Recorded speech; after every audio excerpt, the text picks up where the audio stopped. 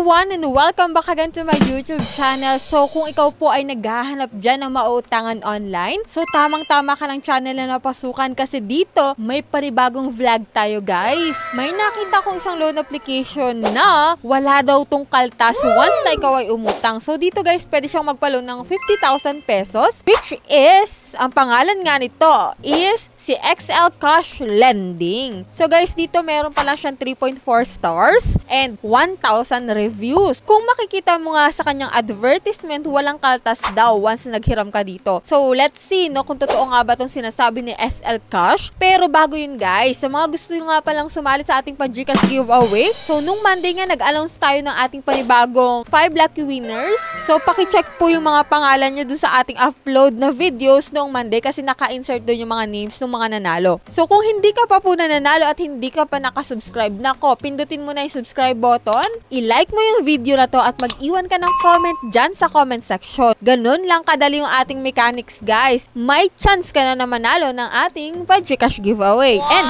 may chance ka pa na manalo sa ating pa-cellphone giveaway kasi tuwing last Monday of the month nga, merong nananalo ng ating pa-cellphone giveaway. So abangan nyo guys yung ating pa-cellphone giveaway ngayong last Monday of December kasi nako, pang malakasan yun. So abang-abang kayo guys. And dito na nga tayo sa ating pag-uusapan ngayon na wala daw tong kaltas once na ikaw ay nag-loan. So magkano ba talaga yung pwedeng ipautang sa atin itong si SL Cash? Kasi kung wala talagang kaltas, nako, nakakatulong talaga to sa atin, no? So let's get into topic na agad guys.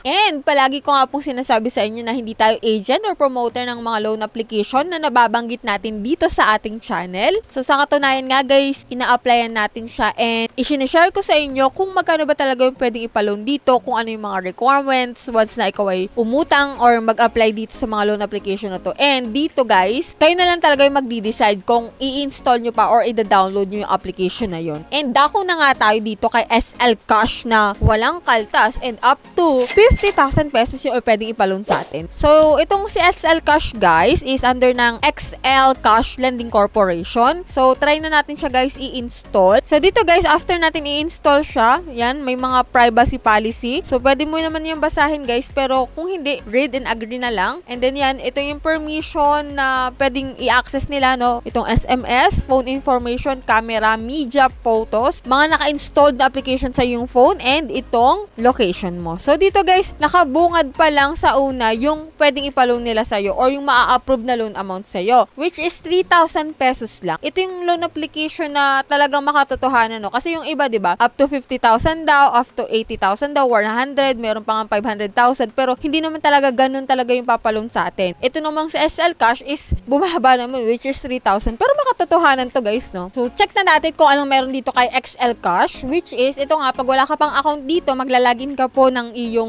active mobile number and then doon magsisend ng verification code. And then click mo lang to guys yung login. And then ito yung mga fill upan mo dito. Basic information lang to. All about yourself lang naman to guys. Employment information mo and itong mga guarantors or co-makers mo. So magpo-provide ka dito ng 5 na contact number which is siguraduhin mo kung sinong ilalagay mo kasi pwede nila yung tawagan or i-text once na ikaw ay overdue na at hindi nila mahagilap or hindi ka sumasagot sa tawag nila. So sila yung kakausapin dito or ite-text, no? At kung ikaw ay nagbabalak na umutang dito kay XL Cash, ito yung mga ID na available dito at mamimili ka dito ng isa na available din sa'yo. Which is ito nga yung driver license, passport, PRC ID, SSS ID, TIN, UMID, Voters ID. So, yun yung mga available ID dito. And then dito guys, naka-automatic na sa GCash yung disbursement info ko, which is kung saan ko pwedeng ma-receive yung pera. Pero kung mali naman yung account number nyo dito, is pwede nyo namang baguhin, no? So, check nyo guys yung disbursement channel kasi doon isasend yung ilolo nyo dito. So, kung mali yun, maaari hindi mo ma-receive yung pera mo. So, dito guys, dito na tayo sa confirm loan which is, ito nga yung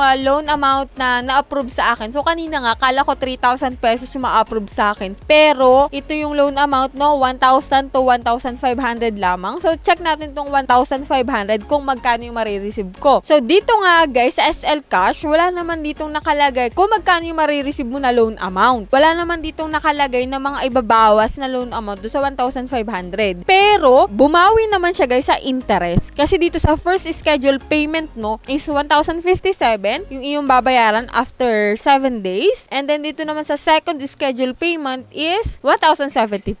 Kung ating kukumputin sa 1,057 plus 1,074 equals 2,131 pesos. Na kung saan guys, pumapatak na 631 yung ididagdag na interest dun sa loan amount mo na 1,500. And then check naman natin guys yung 1,000 na loan amount kung magkano yung babayaran natin. So dito guys sa 1,000 pesos, ang babayaran mo po is first schedule payment mo is 705 and then sa second schedule payment mo is 716.